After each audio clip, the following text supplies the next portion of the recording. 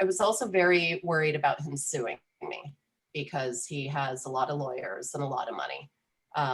But I, at that point, felt emboldened by my email trail with him that is hard proof if he were to ever come after me for libel. Want to listen to this episode ad-free? Head on over to our Patreon, patreon.com/Ivory Tower Boiler Room, and get a free trial for the ITBR professor level. And you can actually watch this episode as a video episode as well. While you're at it, did you know that on Spotify, we now have a subscription service for $10 a month? You get access to all of our ad-free episodes plus any bonus episodes. So make sure that you rate, review, and follow the Ivory Tower Boiler Room. Make sure that you follow us on Instagram and TikTok at Ivory Tower Boiler Room. And follow Mary DePippi's show, True Crime in Academia, at True Crime in Academia. Thank you all for your support, and without further ado, here's today's episode. This episode is brought to you by Snapple.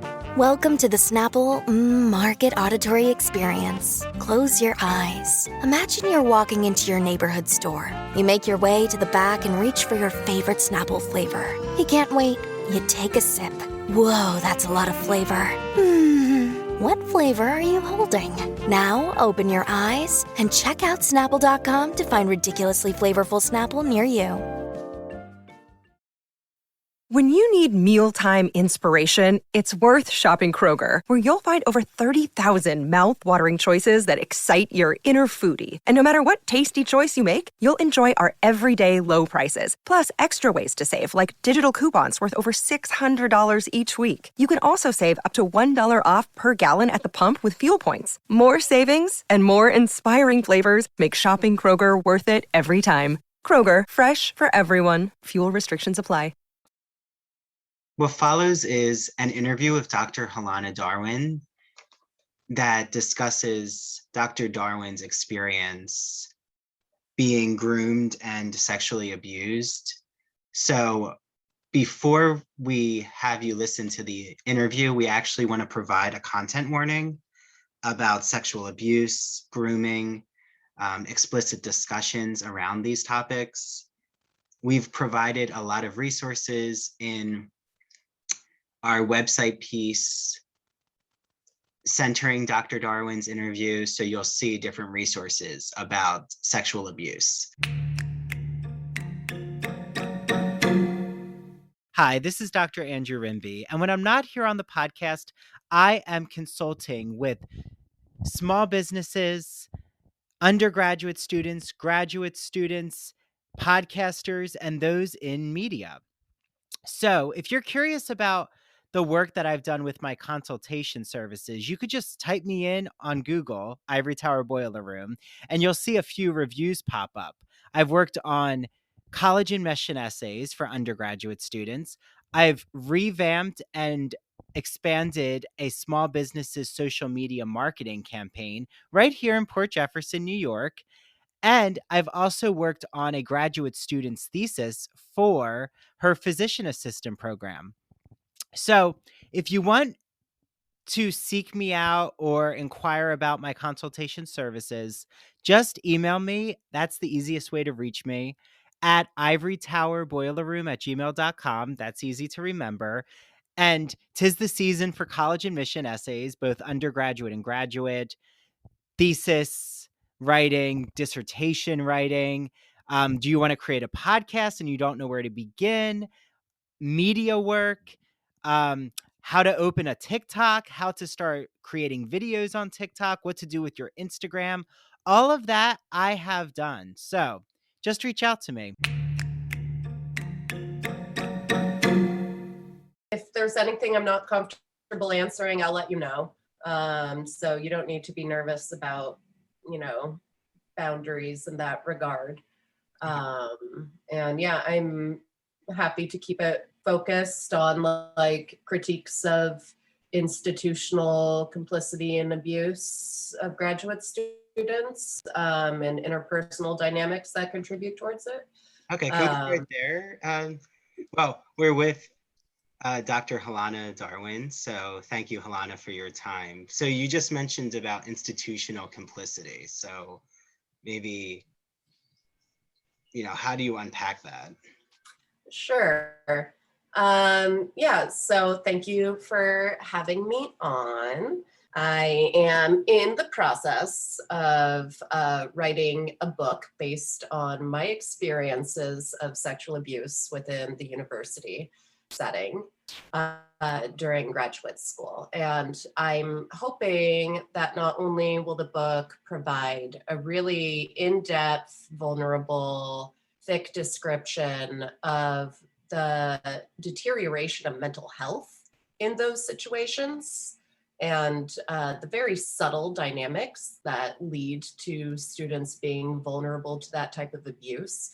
But I'm also hoping as a sociologist to apply the type of lens and framework that I've been trained in to really highlight how there are certain types of interpersonal dynamics and interactions that contribute towards the type of trauma I experienced during that time in my life, but also how there are institutional forces at play and institutional dynamics at play that create a whole nother layer of what in my mind is institutional abuse. Sometimes I sort of piggyback on Karen Kelsky talking about academia as a cult by, being like, okay, yeah, and there are sex cults within the cult.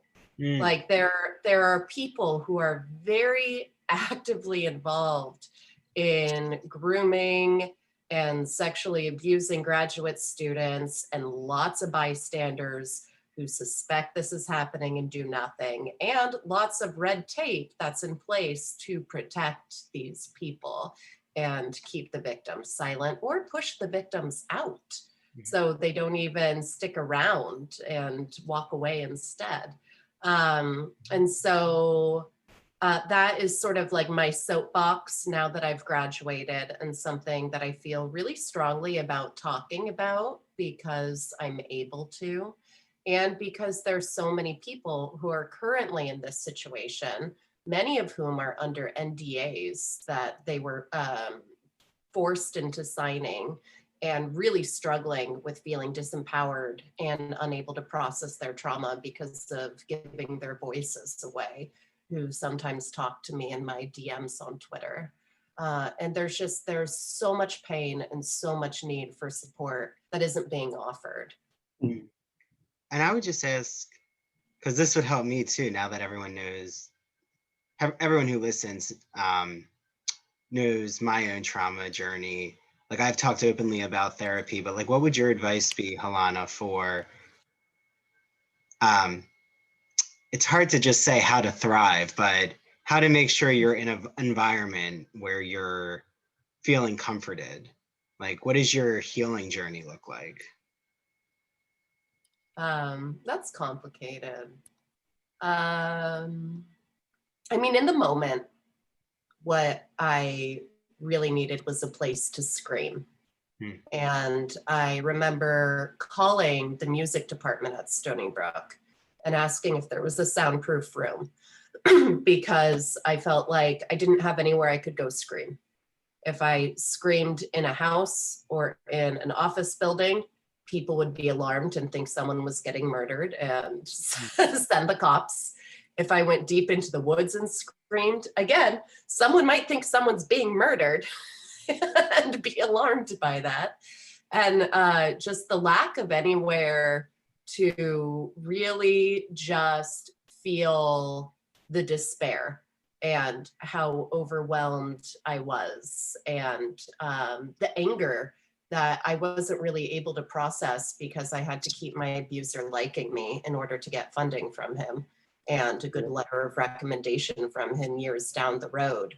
And all the ostracization and stigma I was experiencing in my department for being too angry, so angry all the time.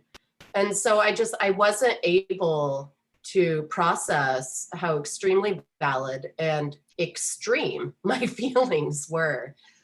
So I frankly think that every university campus should have a scream therapy room. And that would be an excellent start for people who are stuck and don't have a way out. Wow. But I also was not comfortable using the free counseling services on campus because I was convinced they would report what was going on and that I would, again, lose my funding, lose the one person I was there to work with, mess up my entire career because of reporting to the wrong person. I couldn't get other faculty to step in and be mentors for me because he was the obvious person to be my mentor. And in order to really explain it to them, I would once again possibly mess up my entire career future by getting him fired.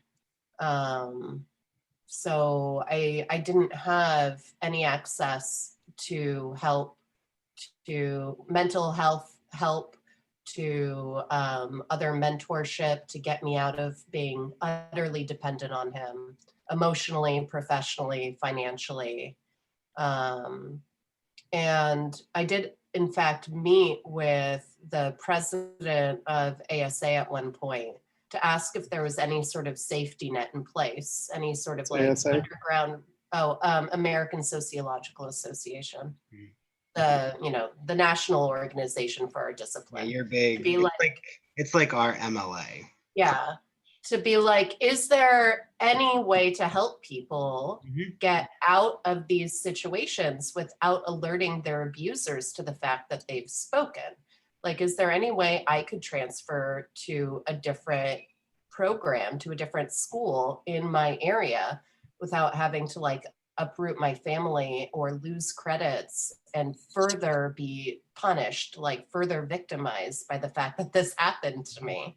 But like, get me out of this, get me away from him, and in a way where I can just pretend it's that this other school was a better fit. So that it seems like, what was the answer? Well, you kept. The answer was no. The answer was I would have to apply as a new student and I would lose all the work I had done and have to start over, and that there would be no guarantee of getting in. So, I mean, that's one like institutional mechanism that is severely missing and I think really needs to be a discussion. But also just the lack of transparency around protocol for reporting. I found out when I finally did report him because I was mad that he wasn't retiring and was staying on the payroll after news came out about him, and realized that he was playing chicken with me and I was literally letting him rake in $180,000 a year through my silence and that he was counting on it. So I finally felt like my hand was forced and I had to report everything to Title IX.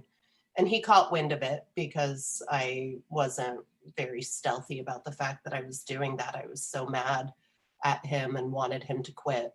And so as soon as Title IX called him in to like hear the charges, he retired and was able to pretend like he was innocent because no charges were filed. And then after that, I finally reported with our national association and found out that they had a 5-year statute of limitations in place. That any abuse that was more than 5 years old, they couldn't act upon. And even though they knew that this man, I'm going to say it, had put his dick in my mouth 2 weeks into my graduate program when he knew I was there to work with him for the next 7 years. Oh, and was a new mother who had just weaned my child. Even though they knew that he had done that to me, they were going to let him keep going to conferences. And I said, what about the fact that there are probably countless other victims over his 30 years of power and traveling the world and speaking to starstruck people who don't know any better because they're fooled by his facade of being a male feminist and being an expert on how to be a good man and just don't see it coming. Like, how many people has Michael Kimmel victimized around the world? I still really want to know that. I don't think we have any sense of the scale of this man's behavior and predation. And they weren't going to do anything about the fact that all of his victims who are afraid of running into him at conferences would avoid conferences and possibly even avoid the academy because of their legit terror of having to interact with him and, you know, just coming around a corner and seeing him with no warning. Like, I still get very nervous if I ever go to Prospect Park for a party because I know he lives blocks away. And what if he happens to be on a walk through the park that day and I see him? And like, I have to brace myself every single time I go to Prospect Park for what I would say to him if I saw him. And I also brace my husband to know what he would say and encourage him if he ever has that opportunity to have no mercy. But I had no support. No one cared. No one cared.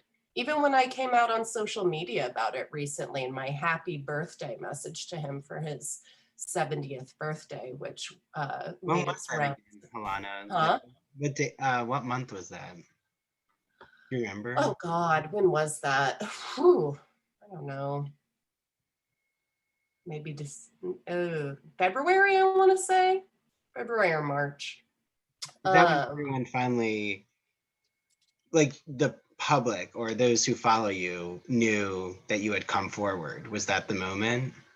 Well, I had said his name and I had made it clear that something bad happened to me, but I hadn't said the detail of what he had done.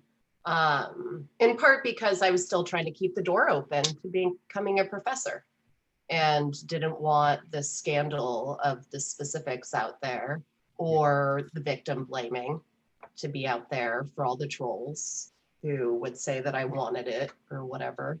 And yeah, so I hadn't said that. I was also very worried about him suing me because he has a lot of lawyers and a lot of money. But I, at that point, felt emboldened by my email trail with him that is hard proof if he were to ever come after me for libel. And was like, you know, people just need to know, like, once and for all, that this was never hearsay. These were not just rumors. Like, this really did happen. This guy really was a monster. Yeah. So I got a Google alert reminder that it was going to be his birthday the next day. I have no idea why I get these reminders. I should really figure out how to turn it off. But it really got to me. And so I decided, you know what, fuck it. Like, this is the last step for me to feel freedom and to like refuse to feel shame for what happened to me and to put the shame on him. So I did a whole thread where I laid out all the things he had done to me about grooming me or love bombing me when I was a prospective student reaching out to him, making me dependent on him and his offers of help to help me get into graduate school. He was also offering me a lot of emotional support and friendship that I was really dependent on as a really lonely, isolated, stay-at-home mom with a new baby in a place where I didn't have any family or anything. And then introducing the sexual element through grooming and saying that he wouldn't do anything with me if I was his student, which led me to choose to go to Stony Brook because I thought that was the only way I could be safe and keep him as a mentor. And then 2 weeks into my program, I guess he changed his mind. So I laid all that out and it made its rounds, but nobody from my university had my back. Like, there was no vindication in that sense of people being like, oh my God, I had no idea it was that bad. I wish I had known, I would have supported you. Or people who did know apologizing. None of that happened. I'm glad I wasn't doing it primarily for that. And then I got really upset about the fact that ASA still hasn't announced to people anything clarifying reporting protocol, or the fact that after my outrage about them not caring about what happened to me, they actually did change the policy and got rid of the statute of limitations, but they never announced it. They never told people that they had lifted that statute of limitations, which means anybody who's been sitting on a complaint that was too old to report could file it now and get justice. But ASA clearly doesn't want them to do that because they're not making that announcement. So I tried to put pressure on them to make that type of announcement through a video I put on Twitter.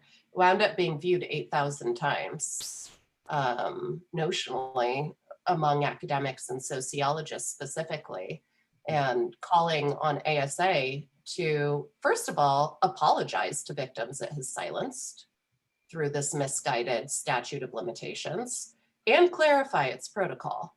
And they have refused to do it. So I'm a little alarmed that nobody has had my back in the sense of circulating a petition or mobilizing to put pressure on them to do this.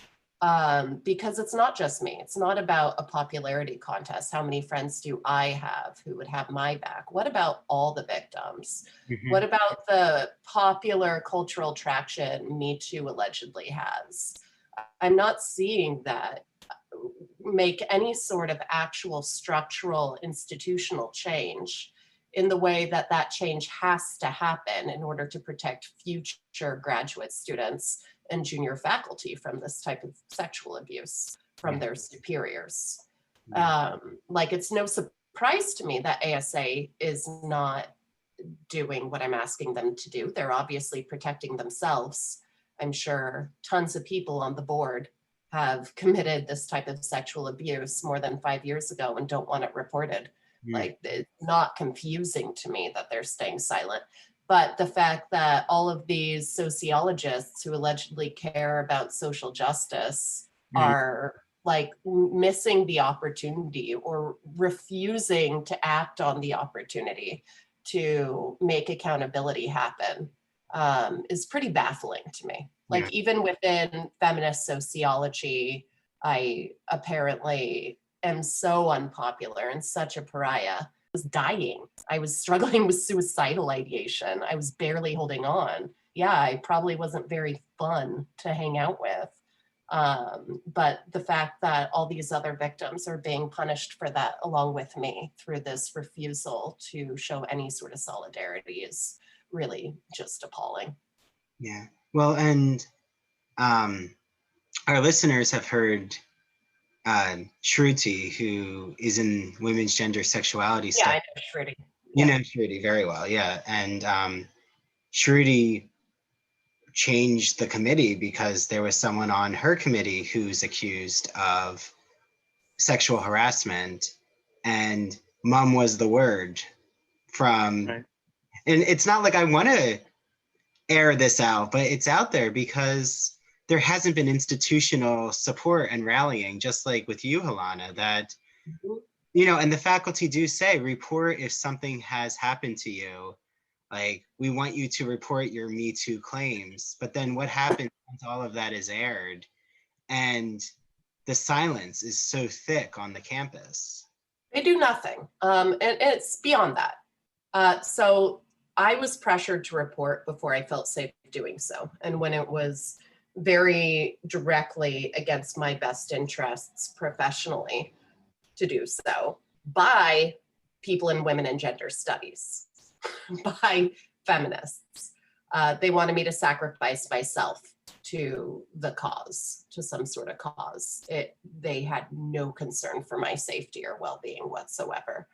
And when I refused to do that, I lost support. Someone withdrew from my dissertation committee as a punishment. Wow. Because she thought it was unfair of me to put her in the position of hinting at what was going on if I wasn't going to act on it. And if it was going to result in her having to be on a committee with him. And so instead of supporting me and being a mentor to me, she saved herself, I guess, and turned her back on me, and still continues to treat me horribly. When I ran into her at a conference, the last conference I went to, she gave me a very nasty look. So like, once you came forward, it wasn't like she then embraced you. No. And I tried to get her to amplify my stuff on Twitter and she ignored me. So she's had many opportunities to do the right thing by me and continues to refuse to do so, but is such a feminist, such a feminist. And also I tried to get a lot of support from the feminist sociology organization, made it very clear to them that I needed a support group for Me Too PhD survivors so that I could find my people and have community and process this with other people going through similar things.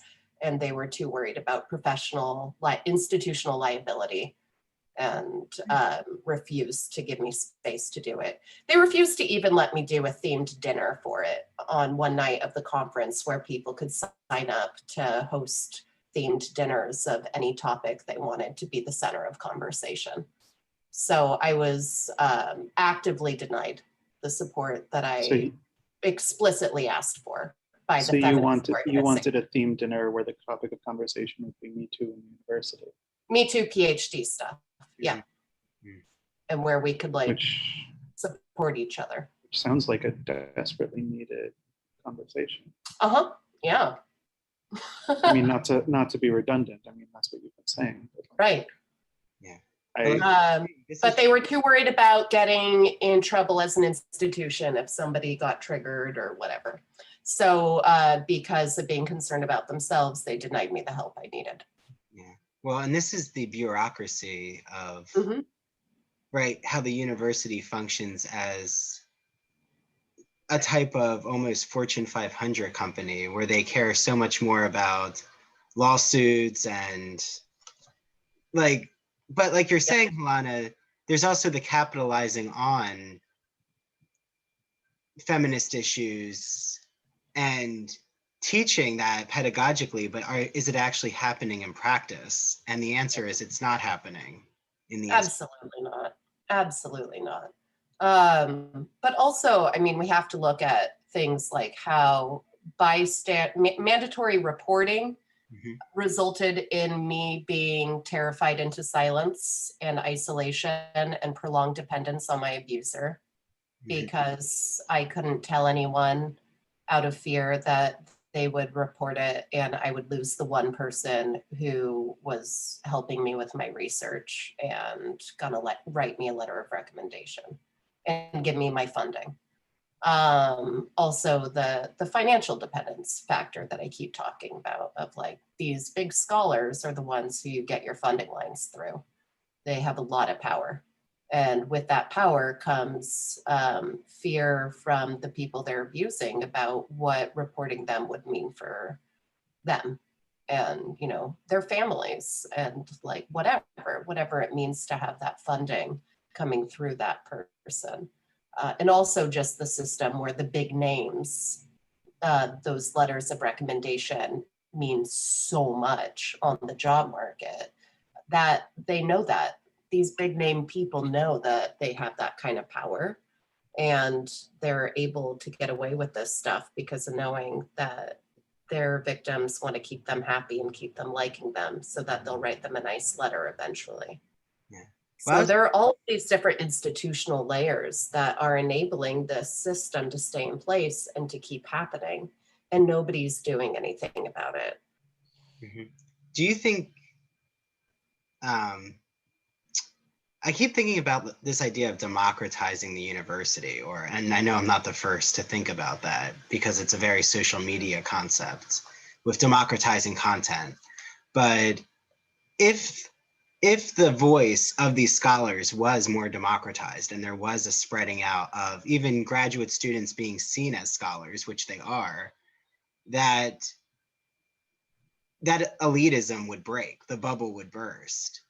And there would be more of a, way of voicing if harassment's happening without that fear of I've now lost my funding or I can only rely on that voice. Do you think it starts to make sense why there's some who are really fighting for power?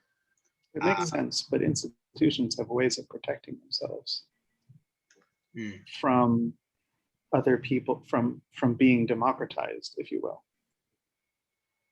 Yeah, well, which is why I don't want to say that the podcast interestingly, the podcast has been, and we say this all the time, Helana, so this isn't like the administration doesn't, it's not like we're hiding this from the administration. The administration actually always reaches out to us and says how much they want to work with us on issues of mental health and issues around trauma. So, you know, that this is a call to them too. Like, this is happening on campus. And, you know, yes, Michael Kimmel is no longer there, but there are other harassers. Oh, well, there are other people in my department who are currently there who I know for a fact have been sexually harassing graduate students on the faculty. Absolutely. Yeah. Yeah. You know, I think it's important though to talk about what it actually means in practice to support people who are going through trauma. Yeah. So I feel like it should have been obvious that something bad was happening with me because of how angry and distressed I was all the time. And that, you know, people need to understand that when they're observing that type of behavior from someone, it's probably because they are in fight or flight mode and something is triggering some sort of traumatic response from them that isn't rational and doesn't make sense and is, you know, like too big for the situation or out of place for the situation. And instead of distancing themselves from it because it seems unprofessional and, you know, punishing the person for it, figure out what is going on, what's it about? Because it's probably something immediately in the environment that they're in. So if that's your classroom or if that's your department, that's something you need to lean into and pay attention to, not walk away from. Figure out what is going on right under your nose that's creating this type of distress and reaction from this student in front of you. Wow, it's so important, Helana. And again, this is the tip of the iceberg. Just, you know, and again, I don't want to, my therapist says this all the time, is what I'm unloading onto you distressing you, or like, do you feel that weight of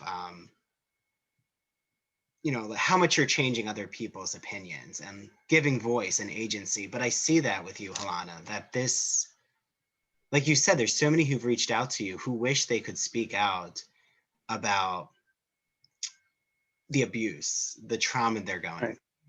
I mean, I'm not going to say specific faculty members' names, but when I came out with, and I've been very upfront that my sexual assault happened right before my oral exams, 2 months, 3 months, the timeline, you know, it gets blurred in that fight or flight mode. But once I came forward that this happened off campus, but now that it's out there, that just like how much I was trying to process at that time, and any kind of obstacle that happened to me through that experience was amplified, because you know that you're kicked back into this, I just need to get out of this situation with everything intact.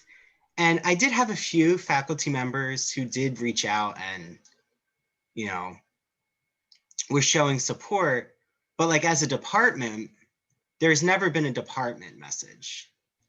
And mine isn't something on campus, which I don't even know what that, like the way that you voiced that and, you know, really put yourself out there, Helana, that if it's hard to unify around someone's assault and trauma that's not even on campus, what is it like if something was happening within our department? Like, and you're trying to voice it as you're still a PhD student, which, you know, like I understand why you're saying there are those in sociology who have been silent, or like the students, why they haven't voiced what's been going on, because they're still trying to rely on sometimes the abuser, a lot of times the abuser. And, you know, when you still see these abusers getting rewarded, I mean, I can't try to put myself into how you analyze that, but it is like I see that these abusers are still working. Well, something that kind of sickens me is my way of trying to get out of that situation as fast and safely as I could was to publish like crazy. Yeah. Was to make it absolutely guaranteed that of all people, I at least would get a job offer and get out of there. Yeah. That I would get a professorship and that this wouldn't be the worst thing that ever happened to me. I'd be able to reframe it as like whatever, it all wound up being for a reason. I became a professor. It had a happy ending. And that's not what happened. I published like crazy. I had 7 solo authored, 1 co-authored article in the You've end. had the most publications I've ever seen. Yeah. From a PhD candidate. And I mean, like I've seen your scholarship and I'm so impressed. I'm like, and it's cited like crazy. The perfect candidate. It's had a huge impact on the field. 2 Gender and Society solo authored articles. I've got my book contract, like, almost immediately after graduating. I like have had a big impact on the field. And all of that was supposed to be, currency towards getting a job. But I never got hired.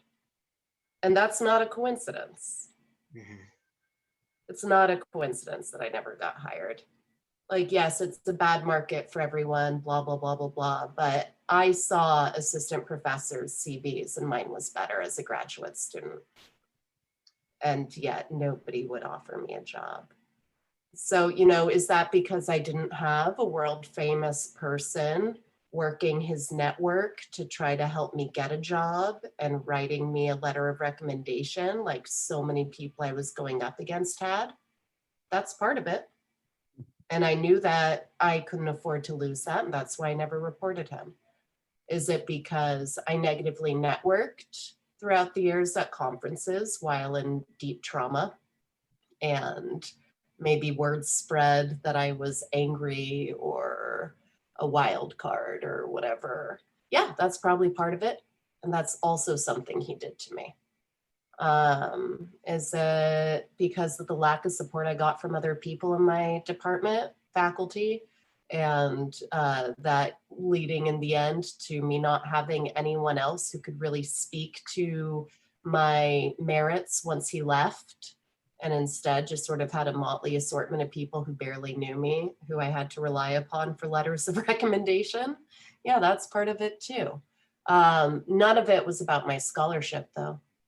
My scholarship stands for itself, but because I'm ultimately having to walk away and try to figure out a new career, which might mean having to take an internship in industry in order to gain entry-level experience to start that new journey, which is pretty a hard pill to swallow after 10 years in graduate school. But,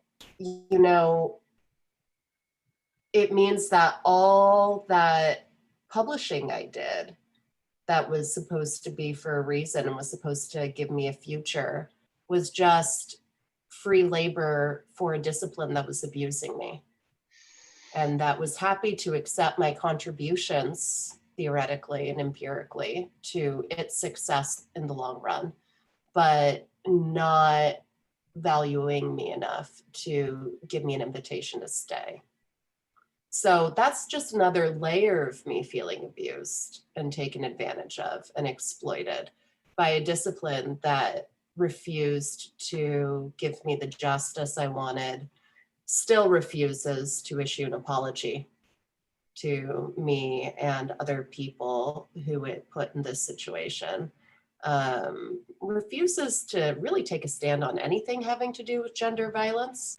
When the massage parlor shooting happened, they were very quick to speak out against anti-Asian racism, but said nothing about misogyny or gender. even though that was a pretty huge part of what had just happened. So yeah, I regret it. I regret giving sociology so much of me and helping them as a field as much as I have, since I got lifelong trauma in exchange and no job.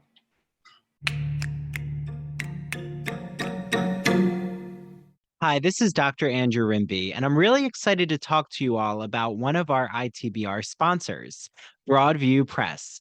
Broadview Press is an independent academic publisher in the humanities that produces high-quality, pedagogically useful books for use in university and college classrooms.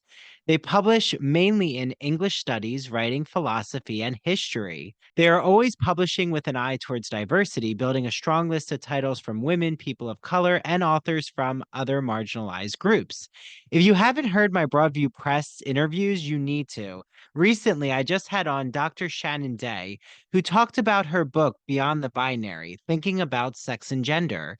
And in the summer, I had on Dr. Jason Holt, who gave us all a comprehensive history of what it means to be a philosopher who studies sporting culture. And of course, we went back to ancient Greek, literature, mythology, history, to look at the roots of athleticism. And last year, I had on Dr. Jeffrey Andrew Weinstock, who's actually going to be coming on the podcast soon to give his thoughts on the new Fall of the House of Usher Netflix series. He talked all about pop culture for beginners. And Broadview Press is offering an exclusive discount because of our sponsorship. So head to broadviewpress.com, where you're going to see such a wide range of literature. Use the code Ivory Tower, IVORYTOWER, for 20% off site-wide all of their books. Again, it's broadviewpress.com. Enjoy your reading. Are you a fan of LGBTQ plus books, plays, movies, TV shows? Well, then I have the magazine for you. It's called The Gay and Lesbian Review.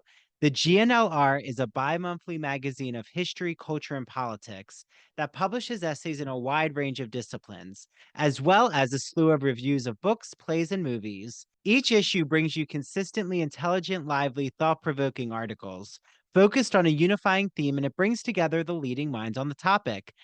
So I just had on Dr. Richard Schneider Jr., the founder and editor-in-chief of the GNLR. For the GNLR's 30th anniversary, happy birthday, GNLR, Dr. Richard Schneider talked about their special volume called Outer Appearances, More Faces from the Annals of the GNLR, illustrations by Charles Heffling. They cover current LGBTQ artists such as Harvey Fierstein, Melissa Etheridge, Alan Cumming, James Whiteside, Alison Bechdel, and even David Sedaris, and of course, many others like Stephen Sondheim. There's even a supplemental issue that comes with your commemorative volume.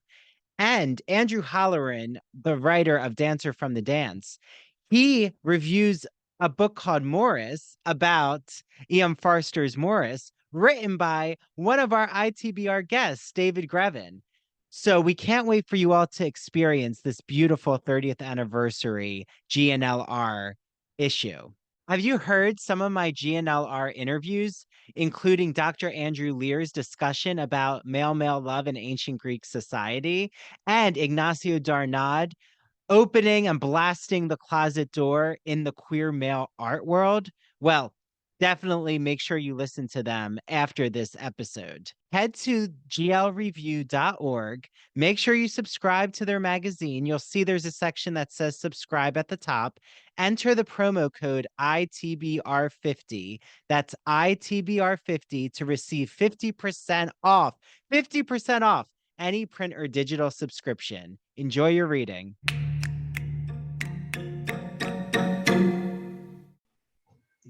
And these, I mean, just this multiple layer you're speaking of exploitation and predatory behavior, like isn't one, like it was this abuser, but it's also the discipline, the university, like even when you've explained before about like you going back to the university, that physical return is a site of Oh yeah, trauma. I think that was before we started Yeah. recording. So if you want to explain that. Yeah. So I abandoned my office.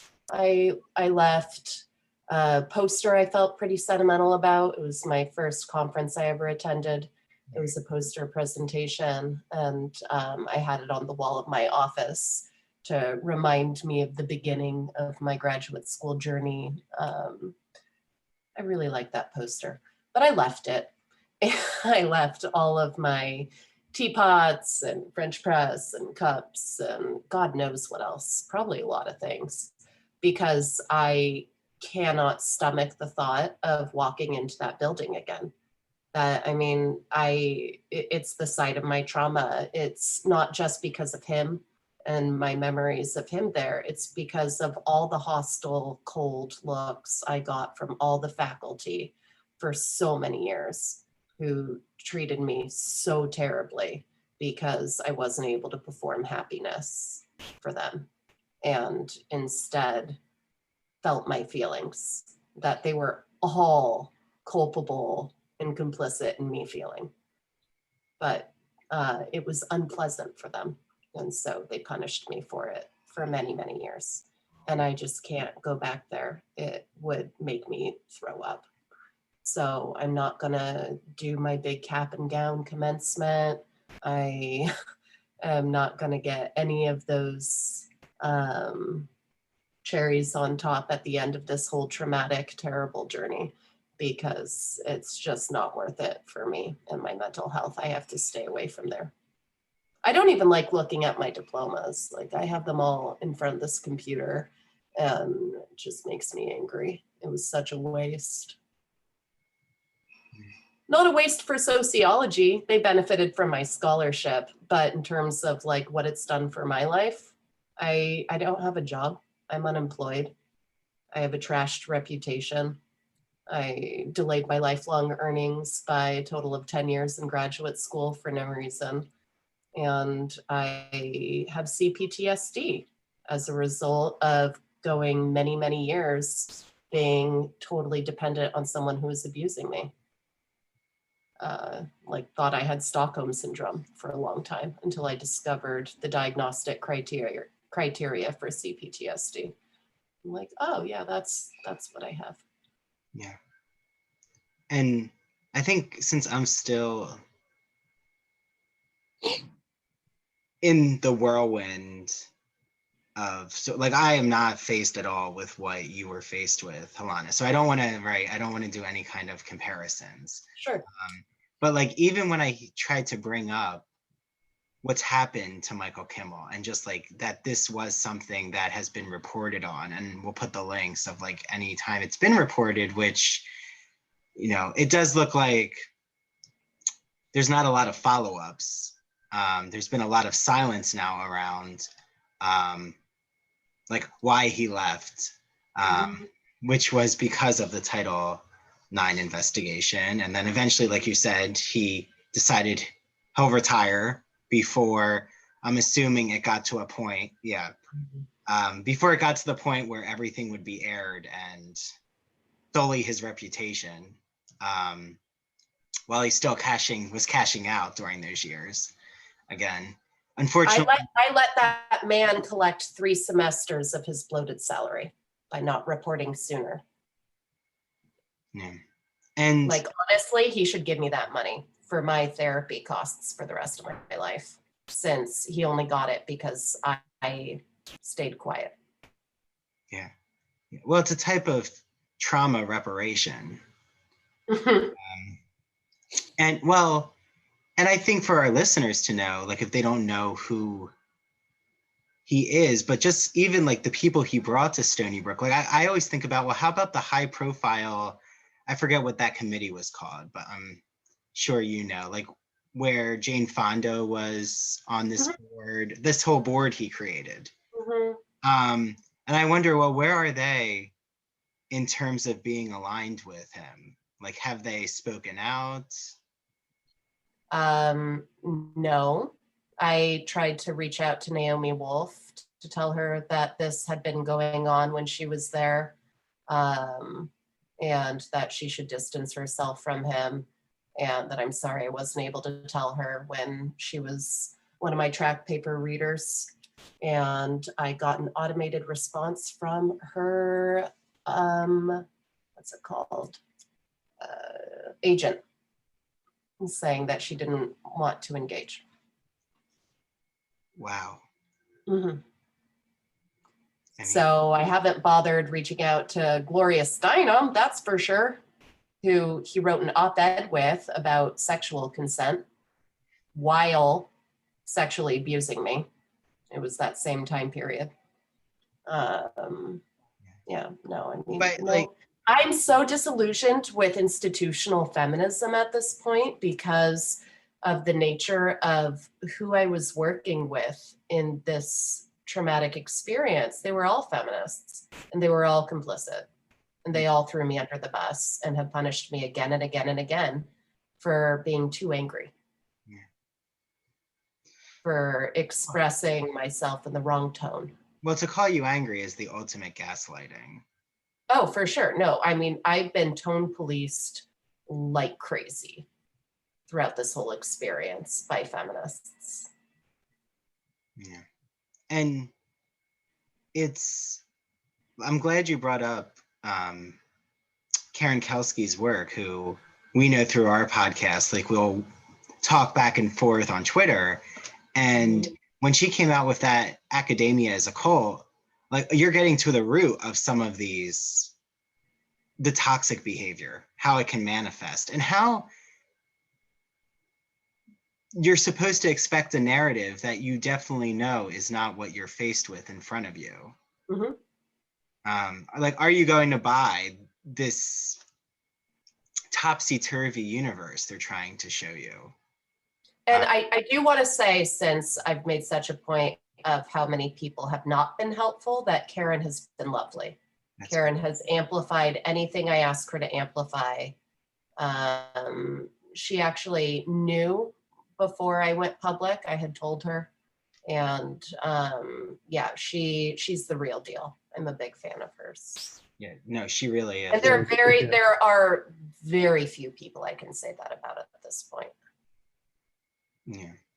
Yeah. And again, also the Twitter group PhD Voice was the only platform that offered to invite me to write a blog after I came out on Twitter about all this.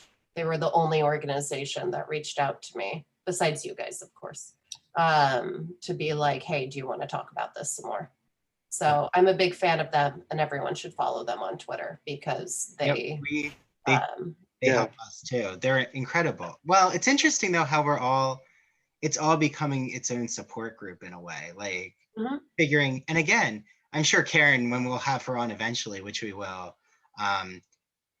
And she's been treated terribly. Oh, that's what I was. She is bullied mercilessly for speaking out against the cult, because that's how cults operate. Well, yeah, she's gaslit all the time. Like I see fellow PhD students who trash talk her, and I tell them she speaks out about, like, sorry you don't want to hear these harsh truths, but they are realities. Yeah, but this is what's going on. There's also a self-preservational aspect to it, which is, as you're saying, if she's the one who's actually going to be there for you when shit gets real, maybe don't trash talk her and destroy your insurance policy, in effect. Right. Well, the thing is, she would still be like, because I've seen how much she amplifies PhD voices. But the extent to which she can amplify another person's voice is dependent on people. Well, I see what you're getting at. Like, if they call her out, will she be there for them when they need her? But my answer would be yes. No. Maybe she'll be there, but don't call out the person who is actually there for you. Yeah, don't torch your safety net. Wait, say it again, Helana? Don't torch your safety net. Exactly. Yeah, sure. Exactly. Thank He you has created a really great resource on Facebook called The Professor Is Out. Oh, yes. for people who are trying to find jobs outside the academy. And it is a lot less organized and structured than the work she does under Professors In.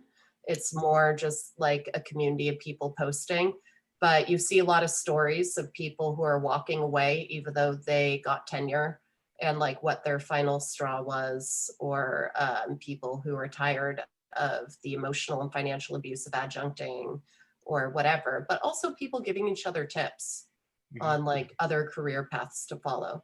So anybody who is trying to figure out an exit from the cult that has made you entirely dependent on them and feel like you can't possibly leave because you're nobody without them, the Professor is out provides like a pretty healing space for us all to help each other figure this out. Yeah, no, we'll link that in. Thank you, Helana. And I was just gonna say, like, I'll see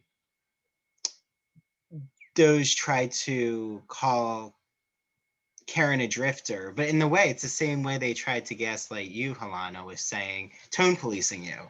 It's the same behavior. Like, I've been reined in. I've told Adam this in confidence, and I'll say it here. I've been told that I'm really assertive, that I'm not following, that I'm putting my queer voice into my research, and I really might not be marketing myself correctly. And now I just realized that that's homophobia. Yeah. And I'm like, why am I trying to do these backflips of excusing behavior that's just not acceptable?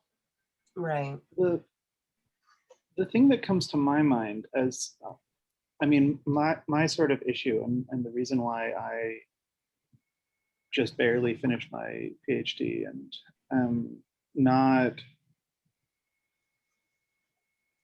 excited to go on in the industry is that is precisely this issue that you have to be a certain way. Like you have to carry on no matter what, and that's true for somebody who has. I mean, I've shared on this space before about like what I'll call neuroatypicality issues, like ADHD and depression and stuff like that. Just like things that I think give me a lot of insight, but also make it so that my ability to share those insights is not in the same mold as other people's ability to share those insights. And it's just writing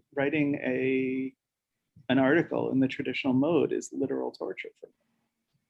And so I made the decision fairly recently to stop doing that. But I think that my experience also speaks to your what you were talking about, that having these kinds of conversations with people is not pleasant, right? It's not fun for anybody to be an ally in the moment. You may get a sense of pride and satisfaction and inner strength and whatever from it, but like it's not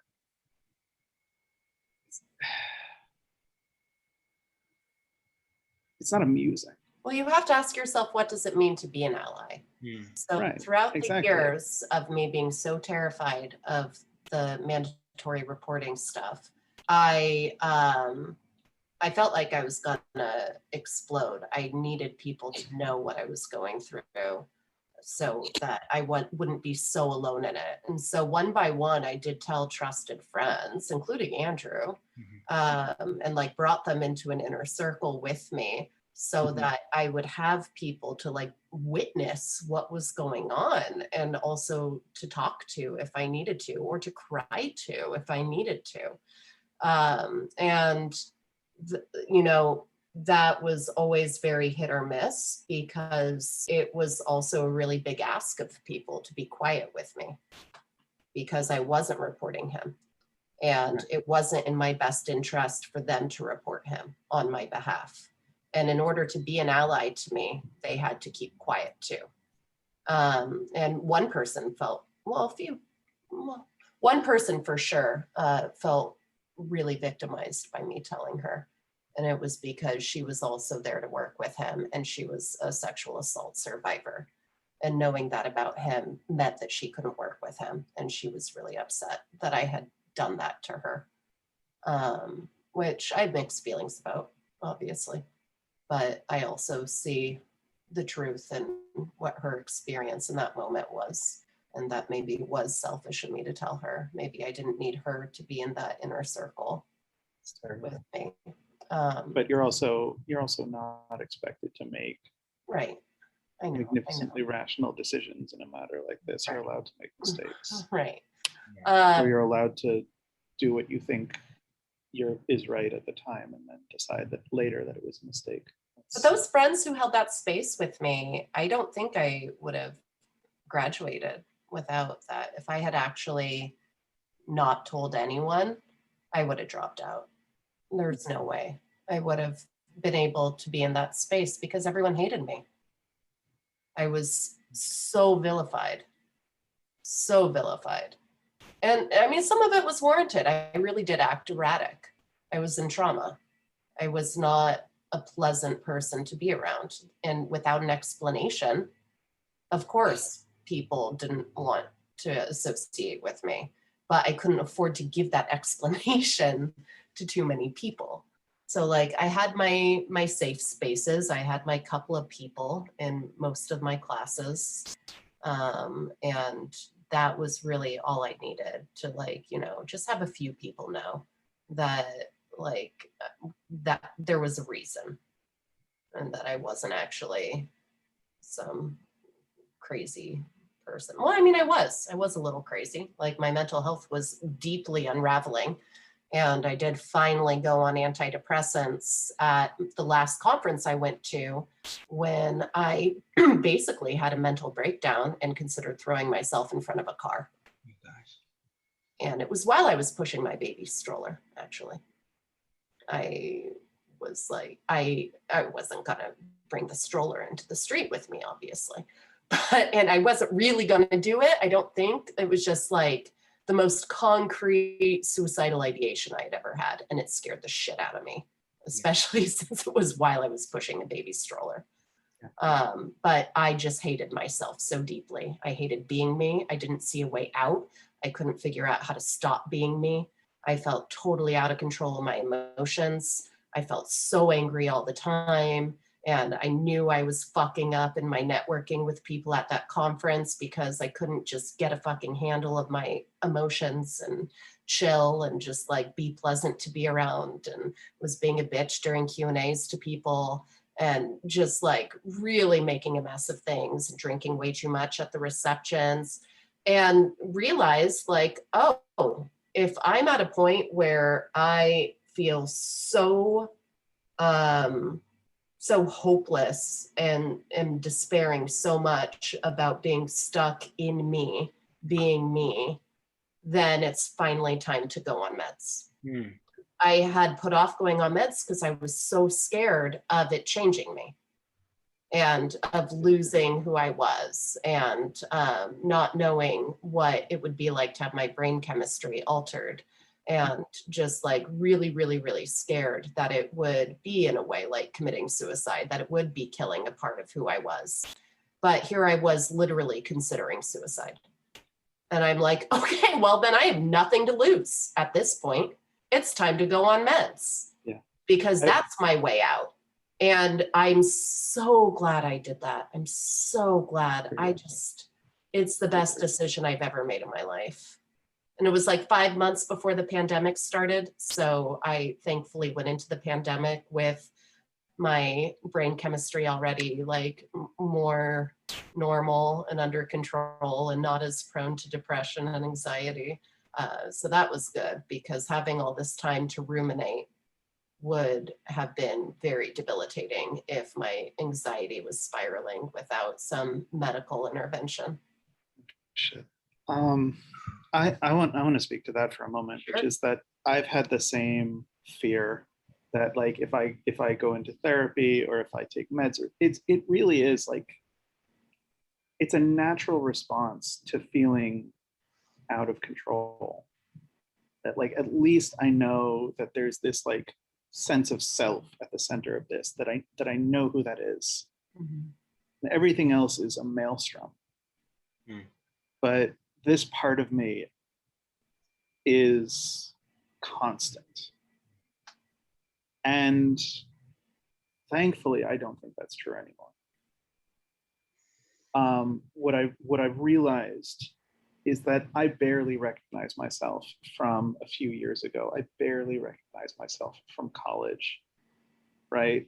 There are so many behaviors, great and small, that are so different. And I'm not currently on any sort of psychiatric prescriptions.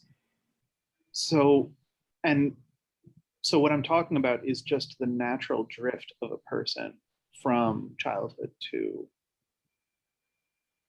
adulthood, right? And the only advice I can give to other people who are in fear of changing themselves by changing their habits, or in fear of changing themselves by going on some sort of psychopharmaceutical, is embrace it.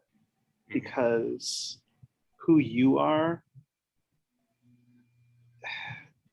you don't get to say who you are any more than you get to say who anybody else is.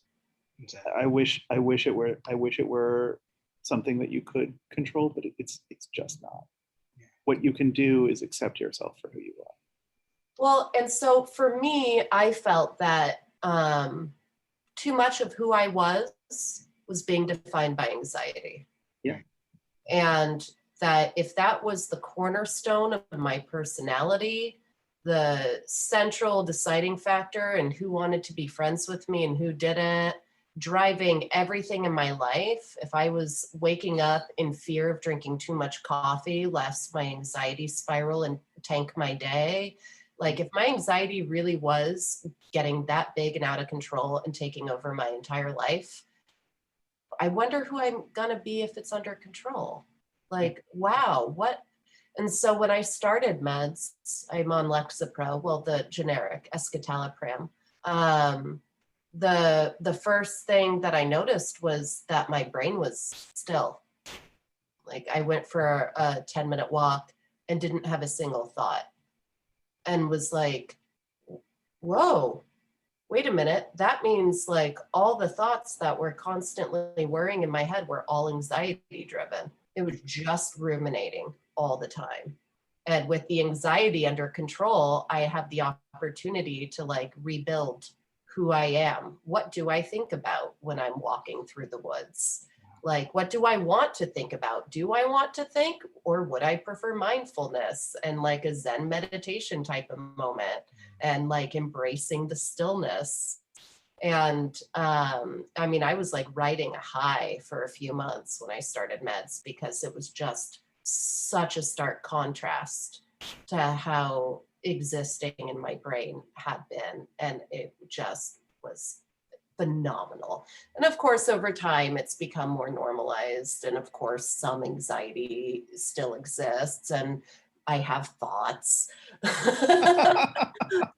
But to realize like how much anxiety really had come to dominate everything about me, and my life and my interactions and my potential in life, structurally, institutionally, professionally, was pretty mind-blowing. I'm so glad we're talking about this, because yeah, me as well. It almost puts me on the verge of tears in a good way, because I don't have those running thoughts that I used to have a few months ago.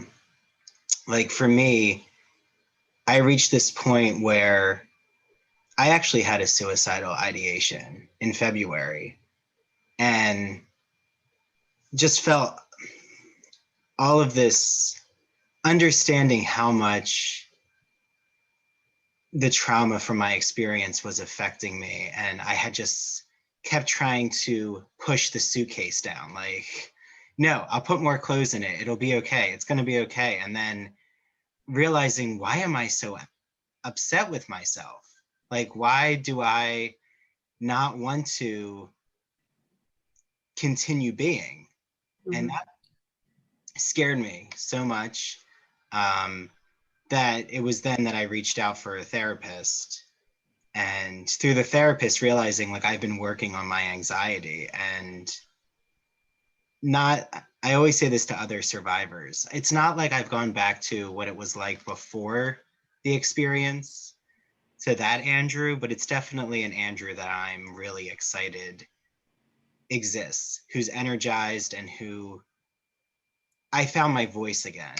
And I realized I was losing my voice.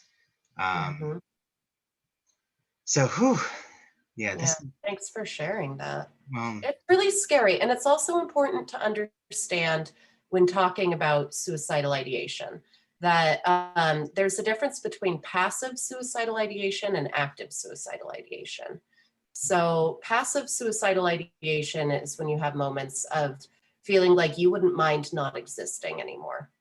Like maybe it wouldn't be the end of the world if I got diagnosed with a terminal illness and died. Like maybe that wouldn't be so bad.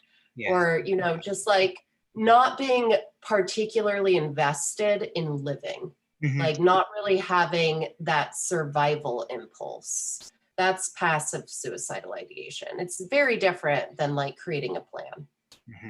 And so I think a lot more people have moments of passive suicidal ideation than we talk about, in part because they're not even sure if it counts as suicidal ideation, because it doesn't match the definition we often use, which is actually just active suicidal ideation.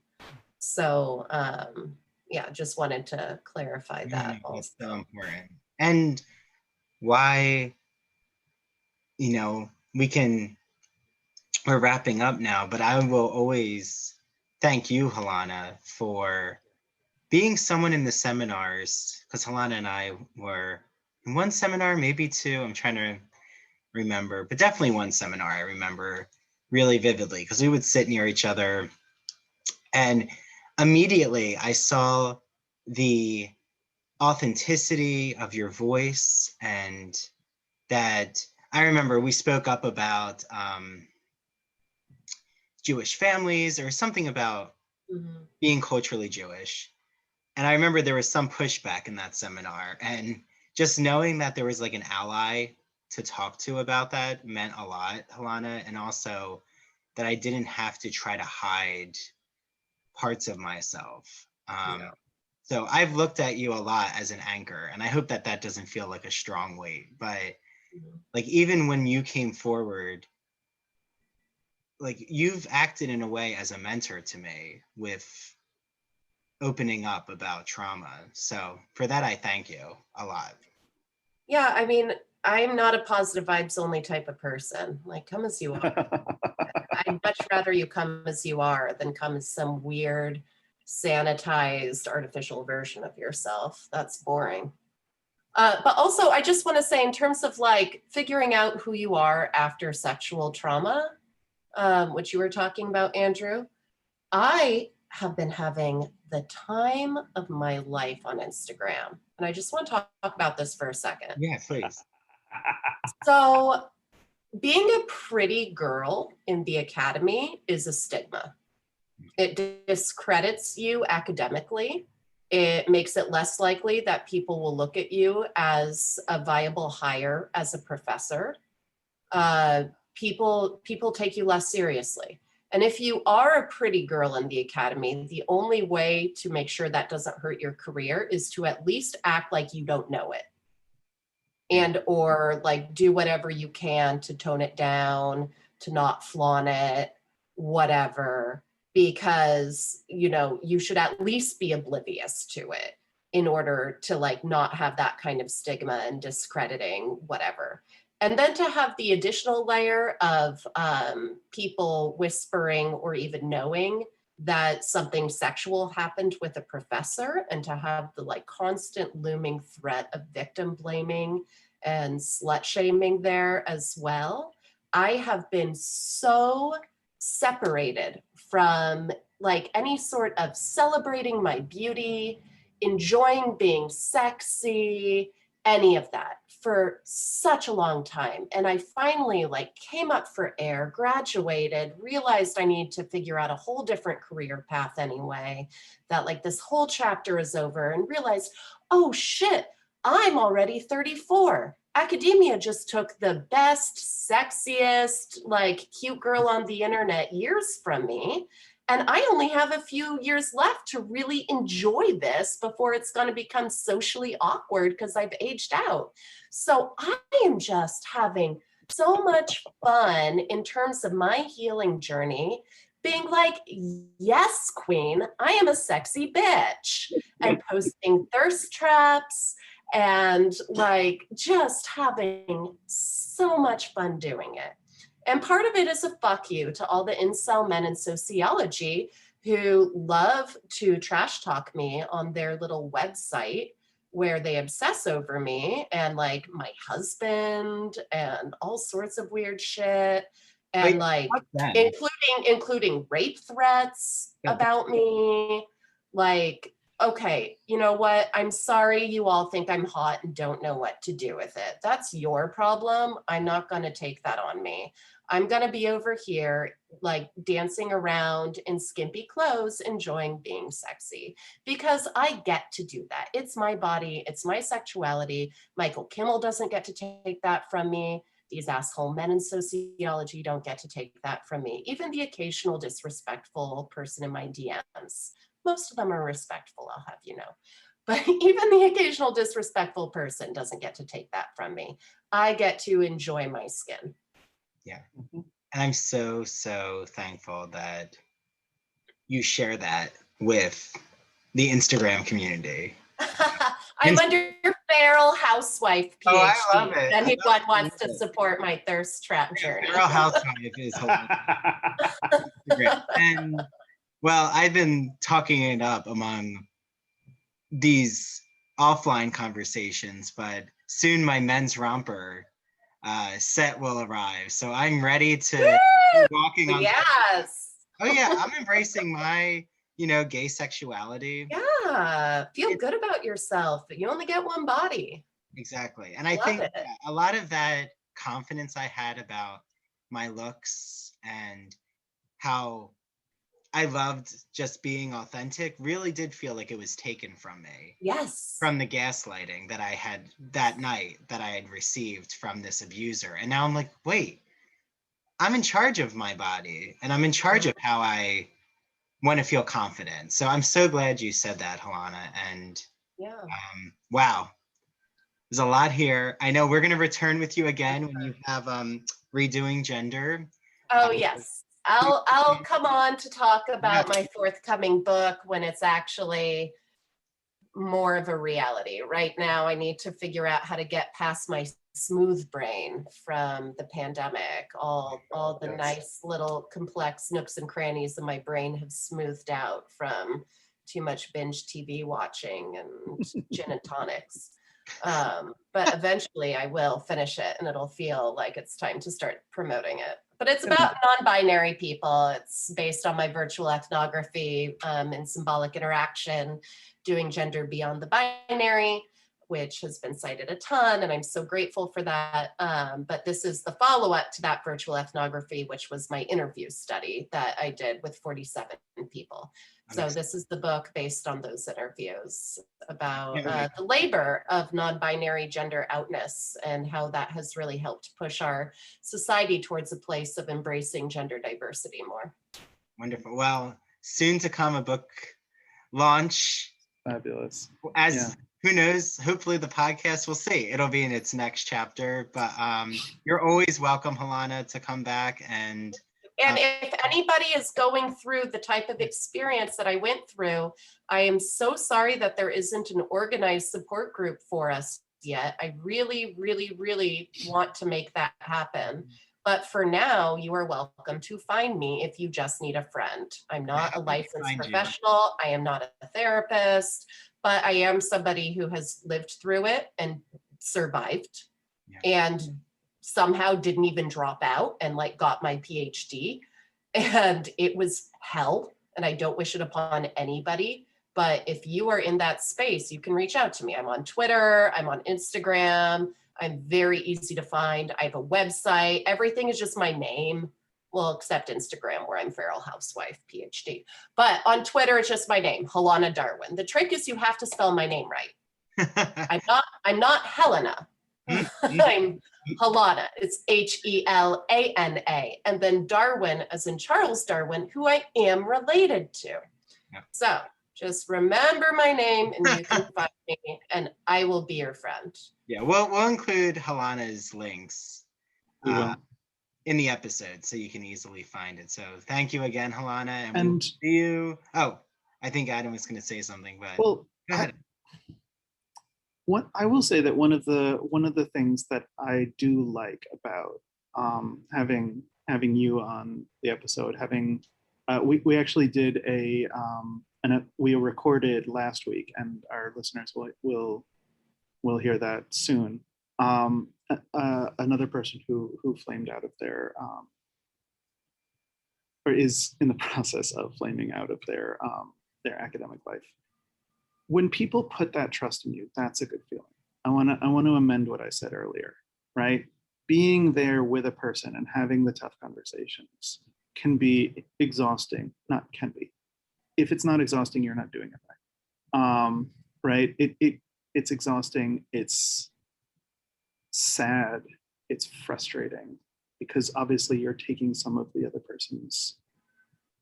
But like when somebody trusts you with their story, that's a good feeling. That's how you know you're doing the right thing. And that's how you know you're an actual feminist instead of just playing one at conferences. Mm-hmm. There we go. Oh, I love On that note, there you go. I love that. Yeah, thank you all for listening. Thank you for joining us. Oh, yeah. So you all know that I am such a fan of musical theater and classic movies. So I can't wait for you all to listen to one of my good friends' podcasts. It's called That Old Gay Classic Cinema, hosted by Christian Garcia. It's a podcast that looks at classic cinema films that we know and love.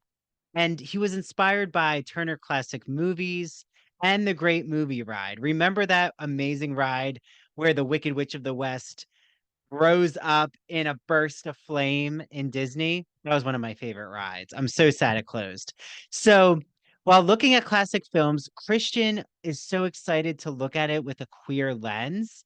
And he brings on friends like myself to talk about all of these films.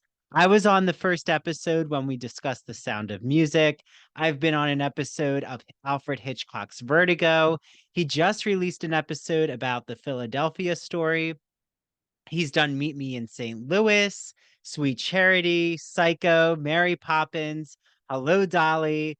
He had on Down the Yellow Brick Road hosts and the Garland Gab hosts to talk about The Wizard of Oz. So make sure that you listen to That Old Gay Classic Cinema on Apple and Spotify and follow him on TikTok and Instagram at That Old Gay Classic Cinema. Okay, start watching the classic movies and make sure you listen to Christian's podcasts. So you've heard me gush about my friend Mandy Bengal's business called Mandy Made It. It is a cricket and crochet company. And as she says, especially for the kids at heart, which I think actually comes from Wizard of Oz. So I know that Mandy has made such beautiful items for Mary to Pippi, for myself. I have a Hocus Pocus bed and breakfast sign that says Sanderson Bed and Breakfast in my living room. She's also made the poison apple from Snow White for me as a crocheted item. Recently, I gifted my boyfriend a crocheted ghost face bouquet that is just so gothically, hauntingly beautiful. She, I'm sure, can make you bunny rabbits, flowers, anything that you want for the spring season. She's making Pokemon items right now. So make sure you follow her at Mandy Made It, Mandee Made It. And you'll see an example of all of the different items that she's been crafting right now. And because our Wicked Book Club is on April 7th at 4 p.m., I definitely know that she could make an Alphaba and Glinda item for you. So I'm going to actually reach out to her because I'd love to have my hands on an Alphaba or Wicked Wizard of Oz Wicked collab item from Mandy Made It. And make sure you mention ITBR because she will gift you with a small free gift with your first order from Mandy Made It. Enjoy your crafts.